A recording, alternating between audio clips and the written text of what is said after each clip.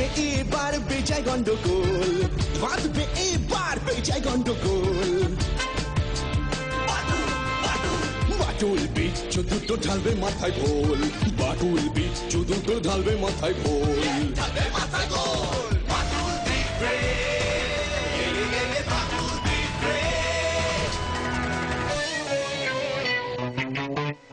বাচ্চু বিচ্ছু আর হবো হাতি, বাটুলের কাছে তোরা খাবি লাথি।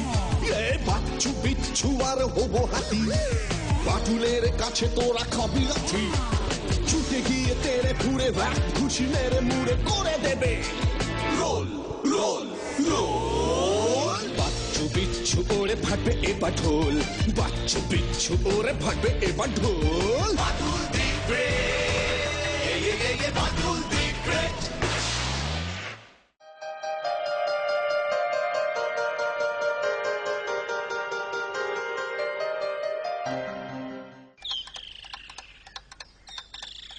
তুই আগে ঢোক না, তুই ঢোক যা। না, তুই আগে ঢোক।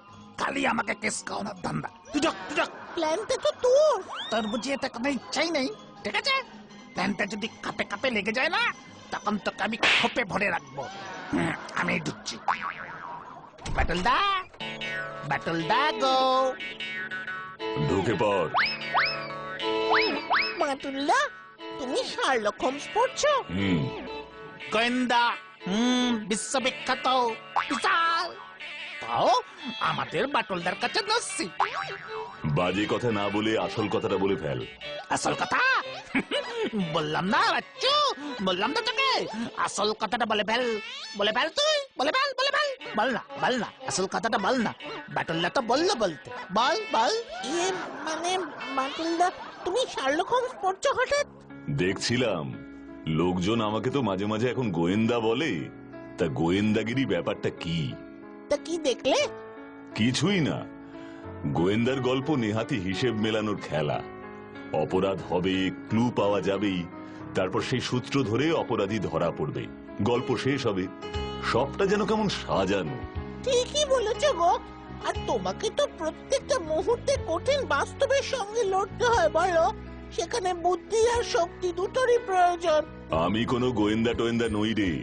আমি যা করি অনেকেই তা করতে পারে, শুধু চাই সাহস আর যুক্তি দিয়ে বিচার করবার ক্ষমতা। ঠিকই তো, ঠিকই তো।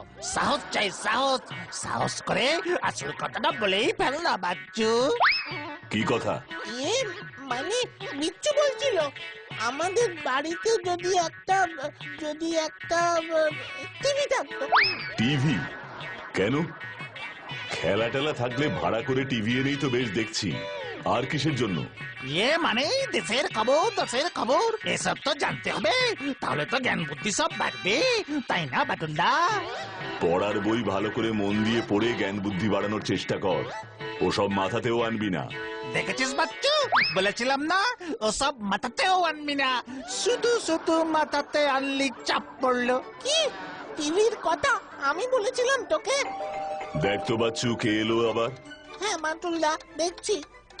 বাটুলদা, শার্লক হোমস টিভি দেখতো। বাটুলদা, পোস্টম্যান এটা দিল। এটা আবার কি? কি গো বাটুলদা? এমন কিছু নয়। আগামী রবিবার বিখ্যাত মনোবিজ্ঞানী শ্রী কমল তরফদারকে সারা জীবন তার নিরলস বিজ্ঞান সেবার জন্য সায়েন্স মাস্টার পুরস্কার দেওয়া হবে। সেই অনুষ্ঠানের আমন্ত্রণ পত্র জগদীশচন্দ্র মঞ্চে সন্ধ্যা 6টায়।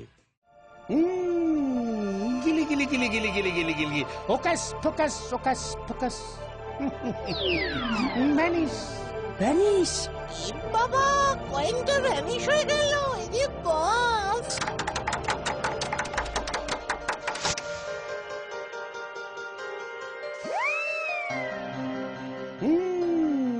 গিলি গিলি গিলি গিলি গিলি গিলি গিলি ওকাস ফোকাস ওকাস ফোকাস।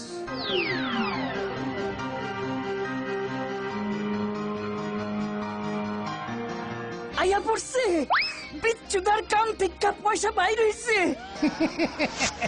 Vanish magic. কি খোকা বাবুরা, কেমন লাগলো? যত দেখছি ততই অবাক লাগছে। সত্যি খুব ভালো লাগছে। ইয়ে মানে তোমরা তোমরা আমাকে ম্যাজিশিয়ান মামু বলে ডাকতে পারো। ম্যাজিশিয়ান মামু? বাহ, খুব ভালো, খুব ভালো। ও ম্যাজিশিয়ান মামু, তুমি কি শুধুই ভ্যানিসের খেলা, তাসের ম্যাজিক এসবই জানো, নাকি নাকি মোটা মানুষকে রোগা করতেও পারো? এখনো তো আমার আসল খেলাটা দেখোইনি তোমরা। কি খেলা? বাচ্চু বাবু, তুমি তুমি এই কাগজে যা মন চায় লেখো। আমি এইখান থেকেই বলে দিচ্ছি তুমি কি লিখছো। এ বাবা, তাই নাকি? কি কাণ্ড! কই কই কই লেখো লেখো লেখো। হ্যাঁ হ্যাঁ, লিখছি।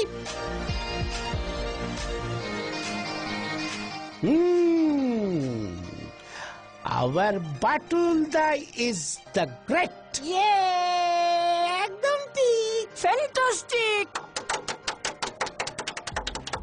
মামু তুমি চালিয়ে যাও। By the way, who is this Batul the Great? আছে একজন, পরে একদিন দেখা পাবেন। বলতে পারেন আমাদের বাবা মা সব সব হলো বাটুলদা, আমাদের অভিভাবক। Oh, guardian. আমি ওনার সাথে একদিন আলাপ করতে চাই। চাই না বাটুল, আমি ওই সায়েন্স মাস্টার পুরস্কার গ্রহণ করতে চাই না।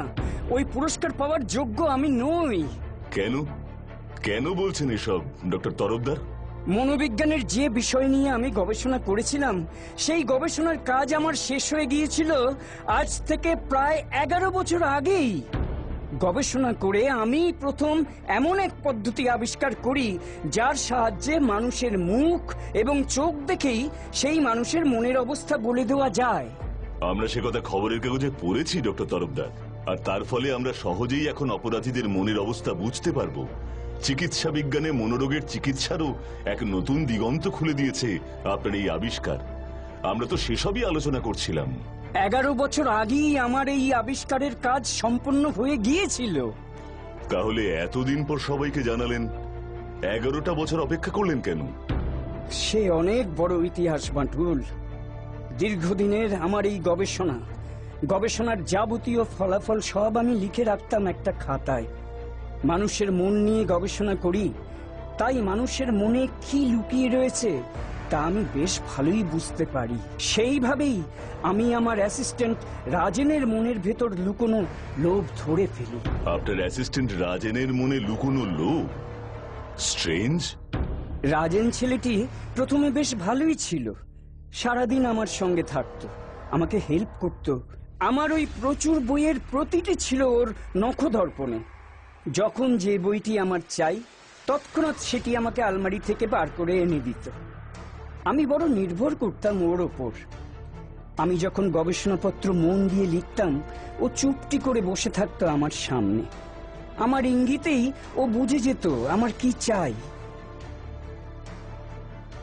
তারপর যখন আমার গবেষণা প্রায় শেষের দিকে, আমার কি মনে হলো, দেখি তো রাজেনের মনের অবস্থার সঠিক ধারণা আমি পাই কিনা। ওর অজান্তেই যখন ওর মনকে পরীক্ষা করতে শুরু করি, বুঝতে পারলাম ওর মনে বাসা বেঁধেছে লোভ। লোভ? কিসের লোভ? হ্যাঁ, লোভ। শান্তশিষ্ট রাজেন মনে মনে চাইতো আমার গবেষণার খাতাটি চুরি করতে। কেন? গবেষণার খাতা বিক্রি করে দেবে বিদেশে, বিনিময়ে ও পাবে প্রচুর টাকা। কারণ ততদিনে ও বুঝে গিয়েছিল কি আবিষ্কার করতে চলেছি আমি, কত গুরুত্বপূর্ণ তথ্য লেখা আছে ওই খাতায়। কি বলছেন কি আপনি? তারপর আর কি, পত্রপাঠ বিদায় করলাম। চুরি না করা পর্যন্ত তোকে আর চোর বলা যায় না। বেশ, তাহলে সমস্যাটা কোথায়? আমিও সেদিন ভেবেছিলাম ওকে তাড়িয়ে দিলেই বোধহয় সমস্যা মিটে যাবে। কিন্তু গবেষণার কাজ শেষ করে আমি কিছুদিনের জন্য বিদেশে গিয়েছিলাম একটা বক্তৃতা সভায়। মাস দুয়েক পর ফিরে এসে যখন গবেষণার খাতাটা বার করতে আলমারি খুলি, দেখি খাতাটা নেই, চুরি হয়ে গেছে। না, খাতাটা আছে, তবে খাতাটির প্রায় সবকটা পৃষ্ঠাই নষ্ট হয়ে গেছে। ইঁদুর কেটে কুচি কুচি করে ফেলেছে আমার খাতাটাকে। ইঁদুর? হ্যাঁ, ইঁদুর। আর আমার দৃঢ় বিশ্বাস সেই ইঁদুর আলমারিতে ছেড়ে গিয়েছিল ওই রাজেন। কিন্তু বাঁটুল বাবু, ভাবুন একবার, রাজেনের ওই আলমারিতে ইঁদুর ছাড়বার কোনো প্রমাণ নেই আমার হাতে। শুধু আমার ধারণার উপর ভর করে ওকে তো শাস্তি দেওয়া যায় না। কিন্তু আমি জানি ও আমার উপর এভাবেই প্রতিশোধ নিয়েছিল। তারপর আবার 11টা বছর লেগে গেল নতুন করে গবেষণাপত্রটি তৈরি করতে। সবটাই তো এই মাথাতেই ছিল। ওই রাজেনের কোনো খোঁজ পাননি? চেষ্টা করিনি খুঁজবার। তাহলে ভাবুন বাঁটুল বাবু, আমার জন্যই চিকিৎসা বিজ্ঞান 11টা বছর পিছিয়ে গেল। আমার কি যোগ্যতা আছে বলুন তো ওই সায়েন্স মাস্টার পুরস্কার গ্রহণ করবার? না না না না, এমন ভাবে ভাববেন না। কাউকে বিশ্বাস করাটা তো অপরাধ নয়, বরং রাজেনের মতো লোকগুলোকে এই সমাজে ছেড়ে রাখাটাই অপরাধ। সায়েন্স মাস্টার পুরস্কার গ্রহণ করে আপনি আমাদের সম্মানিত করবেন, আর আমি ওই রাজেনকে পাকড়াও করে আপনার এতদিনের মনের কষ্টের কিছুটা পূরণ করবার চেষ্টা করব। ডক্টর তরফদার, আমি হয়তো মনোবিজ্ঞানী নই, কিন্তু আপনার মনের অবস্থাটা বুঝতে পারছি আমি। তোমার প্রতি চিরকৃতজ্ঞ রইলাম বাঁটুল। ওই রাজেনটাকে তো আগে পাকড়াও করি। বলিস কি রে, দারুণ ব্যাপার তো। ম্যাজিশিয়ান মামু বলছে কি তোমায় সবকিছু কেমন ভ্যানিশ করে দিচ্ছে। আর সবচেয়ে ভালো লেগেছে ওই খেলাটা গো। বল বল বিচ্ছু। ঠিক ঠিক ঠিক।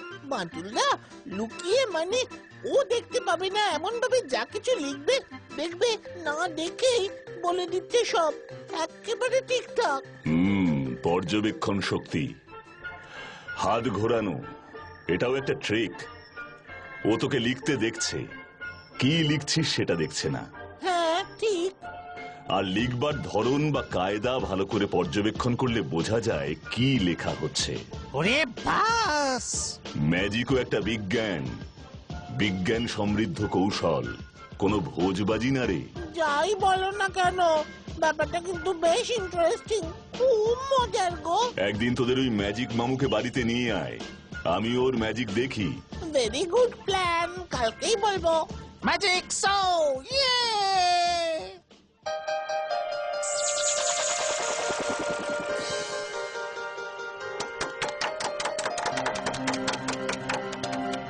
ম্যাজিশিয়ান মামু, এবার তোমার স্পেশাল খেলাটা দেখাও। মিস্টার ম্যাজিশিয়ান, ওই খেলাটা আমি দেখাতে চাই। তুমি? তুমি আপনিও ম্যাজিক জানেন দেখছি। ম্যাজিক আর কোথায়, সবই তো ট্রিক, কৌশল। দেখি না চেষ্টা করে। এই নিন, আপনি লিখুন দেখি। ইয়ে মানে ওকে ওকে, ঠিক আছে ঠিক আছে, আমি লিখছি। লিখুন। লিখছি লিখছি লিখছি। বলো বলো বাঁটুলদা। আপনি হয়তো আপনার নামটা লিখলেন, magician Tarak Roy. Wonderful wonderful, excellent.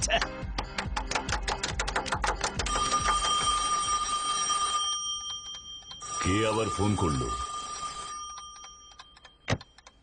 Hello, হ্যাঁ ডক্টর তরফদার বলুন। হোয়াট? কি বলছেন কি আপনি? হ্যাঁ হ্যাঁ হ্যাঁ, আপনি ঘাবড়াবেন না, আমি আসছি আসছি এক্ষুনি। এই টেবিলেই খাতাটা রাখা ছিল, কাল রাতে পড়ছিলাম। ভাবছিলাম রবিবার পুরস্কার মঞ্চে গবেষণাপত্র কিছুটা পড়ে শোনাবো। আজ সকালে আবার খাতাটা খুলে পড়তে গিয়ে দেখি খাতাটার শেষ 3টে পৃষ্ঠা নেই। এই যে দেখুন, এইভাবে ছেঁড়া। কাল রাতে সব ঠিকঠাক ছিল? বাঁটুল, এই খাতা আমার জীবনের থেকে দামি, আমি জানবো না? স্ট্রেঞ্জ, চোর পুরো খাতাটা না নিয়ে শুধু শেষ 3টে পাতা ছিঁড়ে নিয়ে চলে গেল। আমি তো কিছুই বুঝতে পারছি না বাঁটুল। আমি তো আবার লিখতে পারবো, কিন্তু এমন একটা গবেষণার কয়েকটা পৃষ্ঠা কার দরকার লাগতে পারে? কেনই বা চুরি করলো? এটাই যে আমায় খুব ভাবাচ্ছে বাঁটুল। ঠিক, একদম ঠিক। তাও যদি পুরো খাতাটা চুরি করত, শেষ 3টে পাতা নিয়ে চোর কি করবে? কি উদ্দেশ্য আছে এর পেছনে? কি কি? টেলিফোন? আমি তো পুরস্কার নিতে কয়েকদিনের জন্য এ শহরে এসেছি। উদ্যোক্তারা আমাকে এই বাড়িতে রেখেছেন, এখানে আমাকে কে ফোন করবে? ফোনটা ধরুন, হয়তো পুরস্কার কমিটির লোকজনই। হ্যাঁ হ্যাঁ, হ্যালো। ডক্টর কমল তরফদার, বাটুল কিচ্ছু করতে পারবে না, আমার কাজ অলরেডি শেষ। আপনি রবিবার যখন সায়েন্স মাস্টার পুরস্কার নেবেন তার আগেই সারা পৃথিবী জানবে এই গবেষণা আমার। 11 বছর আগেই ওই গবেষণা আমার শেষ হয়ে গেছে, আর আপনি আমার গবেষণা নকল করে পুরস্কার পাচ্ছেন। 11 বছর আগে আমার নিজের হাতে লেখা গবেষণাপত্র, 11 বছর পর আপনার হাতে লেখা গবেষণাপত্র পরীক্ষা করলেই সকলেই বুঝতে পারবে কোন হাতের লেখাটা পুরনো। শুধু শেষ 3টে পাতা নতুন করে লিখতে হবে। এটা নিয়ে বেশি বাড়াবাড়ি করলে ওই 3টে পৃষ্ঠার মতো আপনিও ভ্যানিশ হয়ে যাবেন। কে কে ডক্টর তরফদার? গন্ডগোল, গন্ডগোল, অনেক বড় গন্ডগোল রে বাচ্চু। ডক্টর তরফদারের ওই অ্যাসিস্ট্যান্ট রাজেনের কাজ গো এটা। আমিও তো তাই ভাবছি রে, কিন্তু রাজেনের কাছে তো তরফদারের গবেষণার খাতাটাই নেই। তার আগেই ওকে তাড়িয়ে দিয়েছিল। ও চুরি করলে তো পুরো খাতাটাই চুরি করত। শেষ 3টে পেজ চুরি করে ওর কি লাভ? ঠিক ঠিক বলেছো বাটুলদা। তাহলে 11 বছর আগের হাতের লেখা আর এখনকার লেখা দেখলে বোঝা যায় বাটুলদা? সেটা হ্যান্ডরাইটিং এক্সপার্টকে দেখালেই বোঝা যাবে। তার মানে চোর বিষয়টা নিশ্চিত হয়ে ডক্টর তরফদারকে ফাঁদে ফেলেছে। তার মানে চোর নিজের হাতে গবেষণাপত্রটা লিখেছে, আর সেটা লেখা সম্ভব একমাত্র যদি ডক্টর তরফদারের গবেষণাপত্রটা চোরের কাছে থাকে তবেই। শুধু শেষ 3টে পৃষ্ঠা লেখা বাকি ছিল, তাই চোর শুধু শেষ 3টে পৃষ্ঠাই চুরি করেছে। Yes Bachchu, yes. তার মানে এমন কেউ যে 11 বছর আগে এই গবেষণাপত্রটি যখন প্রথমবার লিখেছিলেন ডক্টর তরফদার, তখন সে ডক্টর তরফদারের সঙ্গেই ছিল। তবে শেষ পর্যন্ত তরফদারের সঙ্গে থাকতে পারেনি, তাই শেষ 3টে পৃষ্ঠা নকল করতে পারেনি। তারপরে তুই ইঁদুরেই ওই প্রথম গবেষণার খাতাটা নষ্ট করে দিয়েছিল। তারপর ডক্টর তরফদার আবার করে লিখলেন, চোর সেটা খবর পেল এবং ওর প্রয়োজনীয় শেষ 3টে পৃষ্ঠা চুরি করলো। কিন্তু মানুষ ওর কথা বিশ্বাস করবে? বিশ্বাস অবিশ্বাস পরের কথা। ওই চোরের উদ্দেশ্য অন্য। ভাবতো ওই গবেষণার সমস্ত তথ্য অন্য কারোর হাতে গেলে এর থেকে কত কিছু করা সম্ভব, কত মূল্য ওই গবেষণাপত্রটির। মনের চিকিৎসা করবার জন্য কত ওষুধপত্র তৈরি হতে পারে ওই গবেষণার সূত্র ধরে, যার সব ফল ভোগ করবে ওই চোর। আর ডক্টর তরফদারের এটা প্রমাণ করতেই সময় লেগে যাবে যে ওই রিসার্চের আসল মাথা ওই। কি ট্র্যাজেডি ভাবো তো। তার উপর আবার ভ্যানিশও হয়ে যেতে পারে। Right, vanish. ফোনে ওই কথাটাও বলছিল বটে। আপনিও ভ্যানিশ হয়ে যাবেন। ম্যাজিশিয়ান মামুর মতো। ম্যাজিশিয়ানরাই সাধারণত ওই ভ্যানিশ শব্দটা বেশি বলে। বাচ্চু, ওই খাতাটা দে তো।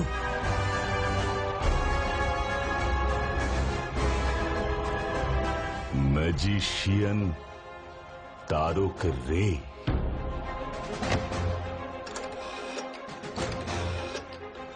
Hello, doctor Tarafdar. Hmm, doctor Tarafdar, আপনার ওই অ্যাসিস্ট্যান্ট রাজেনের পুরো নামটা কি ছিল? রাজেন রায়। কি বলেন? রাজেন রায়? রাজেন রায়, তারক রে। কি? না কিছু না, রাখছি। ওই ম্যাজিশিয়ান কোথায় থাকে জানিস? আমাদের শহরে তো নতুন দেখছি। না বাটুলদা, জানি না।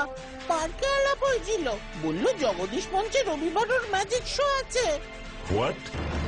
এই রবিবার জগদীশচন্দ্র মঞ্চে তো ডক্টর কমল তরফদারকে সায়েন্স মাস্টার পুরস্কার দেওয়া হবে। ওর ম্যাজিক শো হবে কি করে? এ বাবা, তাই তো বাটুলদা। দারোগা বাবু,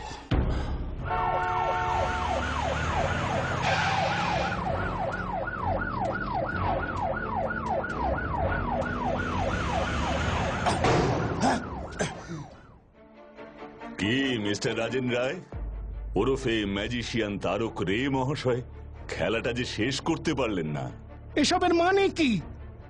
লিখবার ধরন দেখেই মানুষজন কি লিখছে সেটা নিখুঁতভাবে পড়তে বা ধরতে পারবার গুণটা তো ভালোই কাজে লাগিয়েছেন। ডক্টর তরফদারের অ্যাসিস্ট্যান্ট হয়ে দিনের পর দিন চুপচাপ বসে ওনার লেখা দেখতেন, তারপর বাড়ি ফিরে নিজেই লিখে ফেলতেন। এভাবে গবেষণার প্রায় পুরোটাই কপি করে ফেলেছিলেন। কিন্তু ডক্টর তরফদার আপনার মনের কথা পড়ে ফেললেন, 3 পাতা বাকি থাকতেই আপনাকে তাড়িয়ে দিলেন। আপনিও রাগে ওনার আলমারিতে ইঁদুর ছেড়ে চলে গেলেন। তারপর যখন কাগজে পড়লেন ডক্টর কমল তরফদারকে এবছর সায়েন্স মাস্টার পুরস্কার দেওয়া হচ্ছে, তক্ষুনি আপনি বুঝতে পারলেন তরফদার ওর গবেষণাপত্রটি আবার নতুন করে লিখেছেন। আপনার প্রয়োজন ছিল শেষটুকু। ম্যাজিশিয়ান সেজে এই শহরে চলে এলেন আর সুযোগ বুঝে পৃষ্ঠাগুলো চুরি করলেন। সবটা ঠিকই ছিল, শুধু পার্কে যেচে পড়ে এই বাচ্চাগুলোর সাথে আলাপ করেই নিজের কবরটা নিজেই খুঁড়লেন।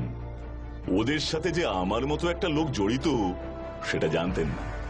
যখন আমার বাড়িতে ফোনটা এলো ডক্টর তরফদারের, সেদিন বুঝলেন আমার সাথে ডক্টর তরফদারের ইতিমধ্যেই পরিচয় হয়েছে। আপনি ফোনে ওনাকে ভ্যানিশ করবার হুমকি দিলেন।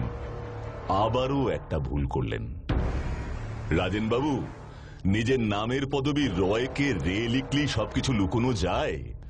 এই সেদিন আপনার এই ম্যাজিকের খাতাটায় যে ম্যাজিশিয়ান তারক রে লিখলেন, এই হ্যান্ডরাইটিং আর আপনার হাতে লেখা ডক্টর তরফদারের গবেষণাপত্রের কপি খাতাটার হ্যান্ডরাইটিংটা মিলে যাবে তো রাজেন বাবু? কি বলেন? 11 বছর আগে পরে হলে কি হবে, হাতের লেখাটা তো একই ব্যক্তি। এতটুকু বোধহয় পুলিশের হস্তরেখা স্পেশালিস্টরা পরীক্ষা করে বলে দিতে পারবে। কি বলেন? আমায় ক্ষমা করে দিন, আমায় ক্ষমা করে দিন। আমি ভুল করেছি, অন্যায় করেছি। শয়তান! শয়তান ম্যাজিশিয়ান! ম্যাজিক, এটা হলো বাটুলের ম্যাজিক, যুক্তির ম্যাজিক। কি তাই না?